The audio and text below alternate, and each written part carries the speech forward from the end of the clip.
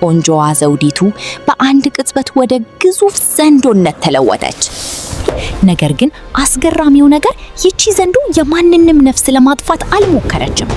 ይልቁንም በቢጫ አይኖቿ ውስጥ ከፍተኛ ሐዘንና ልመና ይታይባታል።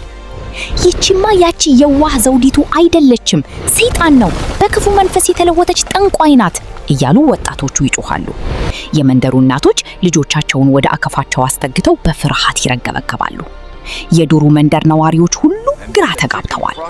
ለዓመታት ደግነቷን ሲያደንቁ የኖሩት ዘውዲቱ ዛሬ በገዛ ሰርጓ ምሽት እንዲህ ያለ አስፈሪ መልክ ይዛ መገኘቷ ማንነቷን ጥያቄ ውስጥ ከተተው። ታዲያ ያ ሁሉ ደግነቷ ሽንገላ ነበር? በገበያ ውስጥ የምታሳየን ፈገግታ በስተጀርባ እንዲህ ያለ አውሬነት ተሸሽጎ ነበር የሚሉ ጥያቄዎች በሰዎች ልብ ውስጥ ይመላለሳሉ። ታምራት ግን አሁንም መጮህን አላቆመም።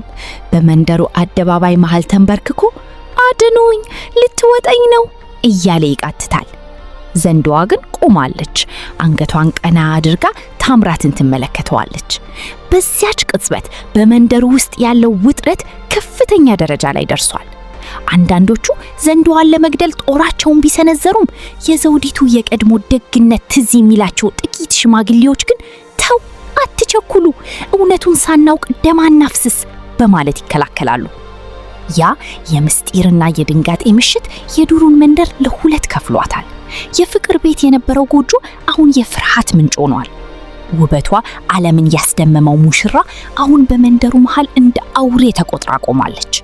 ነገር ግን ውድ ቤተሰቦቻችን፣ በዚህ ሁሉ ድራማ ውስጥ ማንም ያላየው አንድ ትልቅ ምስጢር አለ። ዘውዲቱ ወደ ዘንዶነት የተቀየረችው በራሷ ፍላጎት ሳይሆን ታምራት ልቡ ውስጥ ለሸሸገው ክህደት ተፈጥሮ የሰጠችው ምላሽ ነበር። ይህ ውጥረት እንዴት እንደሚፈታና የመንደሩ አዋቂ ምን አይነት እውነት ይዞ እንደሚመጣ በቀጣዩ የታሪካችን ክፍል የምናየው ይሆናል። በድንገት ከመንደሩ ዳርቻ የጥንታዊው አዋቂ ሽማግሌ ጥላ በአደባባዩ ላይ አረፈ። እኚህ ሽማግሌ በመንደሩ ነዋሪዎች ዘንድ እንደ የእውነት ሚዛን የሚታዩ፣ የሚናገሩት ቃል ማይታጠፍና ማይለወጥ ታላቅ ሰው ናቸው። አዋቂው ሽማግሌ በቀስታ ወደ አደባባዩ መሃል ሲመጡ ያ ሁሉ ጩኸትና ግርግር በአንድ ጊዜ ቆመ። ጸጥታው በጣም ከመክበዱ የተነሳ የሚነድደው ችቦ ድምጽና የዘንዶዋ የትንፋሽ ሽውታ ብቻ ይሰማል። ውድ ቤተሰቦቻችን እስቲ ያስቡት፣ ሁሉም ሰው በድንጋጤ በቆመበት አንድ ሰው ብቻ እውነቱን ይዞ ሲመጣ የሚፈጠረውን ያንን የመጨረሻ ውጥረት። አዋቂው ሽማግሌ አይኖቻቸውን ወደ ሰማይ ሰቅለው ጥቂት ከቆዩ በኋላ እይታቸውን መጀመሪያ ወደ ግዙፏ ዘንዶ፣ ቀጥሎ መሬት ላይ ተዘረረ ወደሚገኘው ታምራት መለሱ። ተዉት፣ ጦራችሁን አውርዱ በማለት በትዕዛዝ ድምጽ ተናገሩ። ይህ የታየው ተአምር ዘውዲቱ አውሬ ስለሆነች ሳይሆን በልባችን ውስጥ ለሸሸግነው ክፋት ምድር የሰጠችው ምላሽ ነው። የመንደሩ ሰዎች በግርምት እርስ በርሳቸው ተያዩ።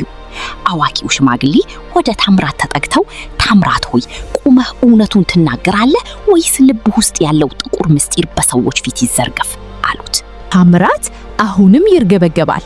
ነገር ግን የአዋቂው ሽማግሌ አይኖች ነፍሱን ሰርስሮ የሚመለከቱት መሰለው። ሽማግሌው ወደ ህዝቡ ዞር ብለው እንዲህ አሉ። ይህ ሰው ዘውዲቱን የወደዳት በንጹህ ልቡ አይደለም። እሱ የፈለገው የሷን ውበትና ደግነት ሳይሆን ከበስተጀርባዋ ያለውን ምስጢራዊ ሀብትና ንብረት ነው። ታምራት ዘውዲቱን ያገባት ንግዱን ለማስፋፋትና በመንደሩ ውስጥ ያለውን ስልጣን ለማጠናከር ብቻ ነበር። የፍቅር ቃላቱ ሁሉ የሽንገላ ሰንሰለቶች ነበሩ። በአደባባዩ ላይ ትልቅ ማጉረምረም ተሰማ። እንዴት ታምራት እንዲህ ያለ ጨካኝ ነው ይባባሉ ጀመር። አዋቂው ሽማግሌ ቀጠሉ። ዘውዲቱ የመጣችው እውነትና ፍቅር ብቻ ከሚገዛበት ከጥልቁ ጫካ ነው። በዚያ ዓለም ውስጥ በሐሰት መማልና ሰውን መክዳት ትልቅ ዋጋ ያስከፍላል። ታምራት በሰርጉ ምሽት የፍቅር ቃል ኪዳን ሲገባ ልቡ ግን ሌላ ነገር እያሰበ ስለነበር የዘውዲቱ ተፈጥሮ በራሷ ላይ የመጣውን ክህደት መሸከም አቃታት። ይህ ሽግግር የሷ ምርጫ ሳይሆን የታምራት ክህደት የፈጠረው መለኮታዊ ጋሻ ነው። ዘውዲቱ አውሬ ስለሆነች ሳይሆን በልባችን ውስጥ ለሸሸግነው ክፋት ምድር የሰጠችው ምላሽ ነው። የመንደሩ ሰዎች በግርምት እርስ በርሳቸው ተያዩ። አዋቂው ሽማግሌ ወደ ታምራት ተጠገፍተው ታምራት ሆይ ቁመህ እውነቱን ትናገራለህ ወይስ ልባችሁ ውስጥ ያለው ጥቁር ምስጢር በሰዎች ፊት ይዘረገፍ አሉት። ውድ ቤተሰቦቻችን በዚህ በጥልቁ ዓለም ዝግጅታችን አንድ ትልቅ ትምህርት የምንቀስምበት ሰዓት ላይ ደርሰናል። እውነቱ ሲጋለጥ ዘንዶዋ ከዓይኖቿ ላይ ትላልቅ የእንባ ዘለላዎችን አፈሰሰች። ታምራት ግን ራሱን ደፍቶ ዝም አለ። ክህደቱ በፀሐይ ብርሃን እንደተገለጠ ምስጢር በሁሉም ፊት ፈጠጠ። አሁን ጥያቄው እውነት ከተገለጠ በኋላ ፍርዱ ምን ይሆን? የታምራት ስግብግብነት ያስከተለው መዘዝ እንዴት ይጠናቀቅ ይሆን የሚለውን በቀጣዩ የታሪካችን ክፍል የምናየው ይሆናል። የአዋቂው ሽማግሌ በትረ መንግስታቸውን መሬቱ ላይ ሲያሳርፉ የዱሩ መንደር አፈር በድንጋጤ እየተናወጠ መሰለ። ታምራት ተንበርክኮ በያለህበት አድነኝ እያለ ይለምናል። ነገር ግን የመለኮት ፍርድ አንዴ ወጥቷል። ታምራት ሆይ አሉ ሽማግሌው በጎርናና በሚያስገመግም ድምጻቸው፣ ንጹህ ልብን የከዳ ፍቅርን በሽንገላ የሸፈነ ሰው መጨረሻው እንዲህ ነው። አንተ የፈለከው የዘውዲቱን ውበትና ምስጢራዊ ሀብት ነበር። አሁን ግን ከሀብቷ ይልቅ እውነተኛ ማንነቷን ለዘላለም ትረከባለህ። ውድ ቤተሰቦቻችን እስቲ ያንን አስፈሪና ልብ ሰቃይ ትዕይንት በአይነ ህሊናችሁ ተመልከቱ። የመንደሩ ነዋሪዎች ሁሉ በዝምታ ደንዝዘዋል። ታምራት ለመነሳት ቢሞክርም እግሮቹ ግን ከመሬቱ ጋር የተጣበቁ ይመስል መንቀሳቀስ አልቻለም። ሽማግሌው ፍርዳቸውን ቀጠሉ። ከእንግዲህ አንተ የሰዎች ወገን አይደለህም። በሰው መሃል እየኖርክ ሰውን መክዳት ለምደሃልና አሁን ካገባሃትና ቃል ከገባሃላት ሚስትህ ጋር ወደ ጥልቁ ጫካ ትሰደዳለህ። እሷ ወደ ቀድሞ ማንነቷ የምትመለሰው ያንተ ልብ ከክፋትና ከስግብግብነት ሲነጻ ብቻ ይሆናል። እስከዚያው ግን አንተ የዘንዶዋ ዘላቂ አጃቢ፣ እሷ ደግሞ ያንተ ጥላ ትሆናለች። በአደባባዩ ላይ እንግዳ የሆነ ነፋስ መውረር ጀመረ። ግዙፏ ዘንዶ በቀስታ ወደ ታምራት ተጠጋች።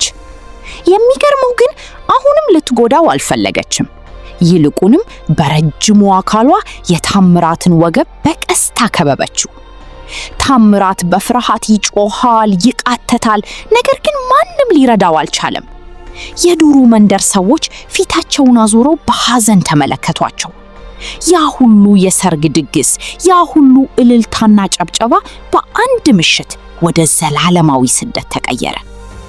ሁለቱም በቀስታ ወደ መንደሩ ዳርቻ፣ ወደዚያ ምስጢራዊና ጭጋጋማ ወደ ሆነው ጫካ ማምራት ጀመሩ። ታምራት እየተሳበ ዘንዶዋ ደግሞ እየመራችው ወደ ዛፎቹ መሃል ተሰወሩ። የመንደሩ ነዋሪዎች ከሩቅ ሆኖ የሚያዩት የታምራትን ነጭ የሰርግ ልብስና የዘንዶዋን የሚያብረቀረቅ ቆዳ ብቻ ነበር። ከጥቂት ደቂቃዎች በኋላ ድምጻቸውም ሆነ ጥላታቸው ሙሉ በሙሉ ጠፋ። በዱሩ መንደር ውስጥ ትልቅ ጸጥታ ሰፈነ። አየሩ አሁንም የጧፍና የዕጣን ሽታ ይሸታል። ነገር ግን የዛሬው ሌሊት ያስተማረው ትምህርት ከመቃብር በላይ የሚዘልቅ ነው። የሰዎች ንግግር ቆሟል። ሁሉም ወደ የቤቱ ያመራ ያለው በልብ ውስጥ ትልቅ ፍርሃትን አዝሎ ነው። በፍቅር ስም የተፈጸመ ክህደት እንዴት ያለ አስፈሪ ዋጋ እንደሚያስከፍል አይተዋል።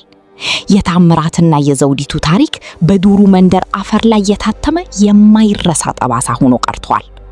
አሁን የሚሰማው የጫካው ወፎች ጩኸትና የሩቅ ነፋስ ሽውታ ብቻ ነው። ታምራት አሁን የሚኖረው በወርቅ አልጋ ላይ ሳይሆን በዘንዶዋ ቀዝቃዛ እቅፍ ውስጥ ሆኗል። ይህ ነው እንግዲህ ለሽንገላና ለክፋት የሚሰጥ ተፈጥሯዊ ፍርድ። ጎህ ሲቀድ የዱሩ መንደር በሌላ ድባብ ውስጥ ሆና ትነቃለች። የትላንትናው የሰርግ ድምቀትና የሌሊቱ ድንጋጤ አልፎ አሁን በሰዎች ፊት ላይ የሚታየው ጥልቅ የሆነ የሐሳብ ጭጋግ ነው። ፀሐይ በቀስታ ወደ መንደሩ አውራ ጎዳናዎች ብርሃኗን ስትሰድድ ገበያው እንደ ወትሮ አልተሟሟቀም። የዘውዲቱ የመሸጫ ቦታ ባዶ ሆኖ ይታያል። ያ የለሰለሰ ፈገግታ፣ ያ የማር ያህል የሚጣፍጥ ንግግር አሁን የለም። ውድ ቤተሰቦቻችን እስቲ አስቡት፣ የምንወደውና የምናከብረው ሰው በአንድ ምሽት ክህደት ምክንያት ከእይታችን ሲሰወር የሚፈጠረውን ያንን ባዶነት። ይህ ታሪክ ለኛ ለሰዎች ትልቅ ትምህርት ጥሎ አልፏል።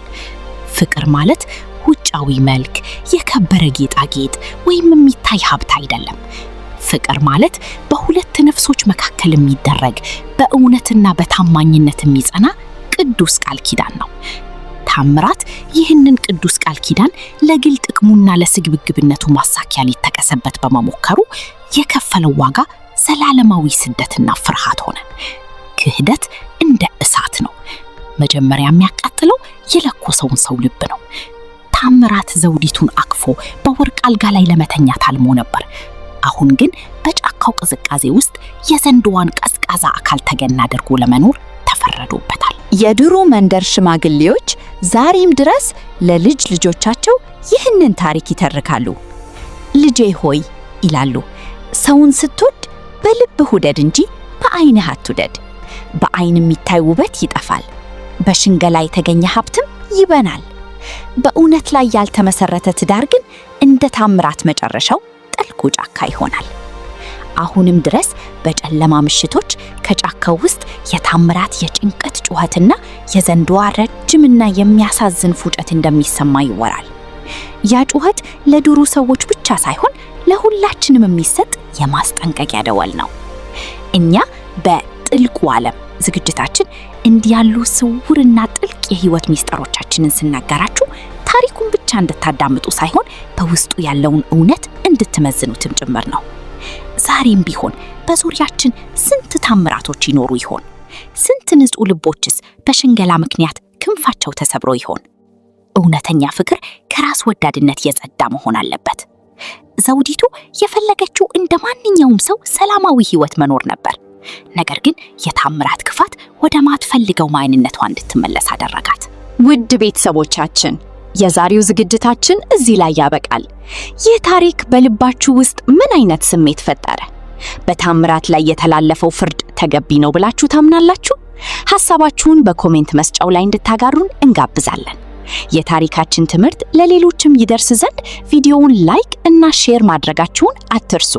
ለቻናላችን አዲስ የሆናችሁ ደግሞ እንዲህ ያሉ አስገራሚና ሚስጥራዊ ታሪኮች እንዳያመልጧችሁ ሰብስክራይብ በማድረግ የቤተሰባችን አባል ሁኑ።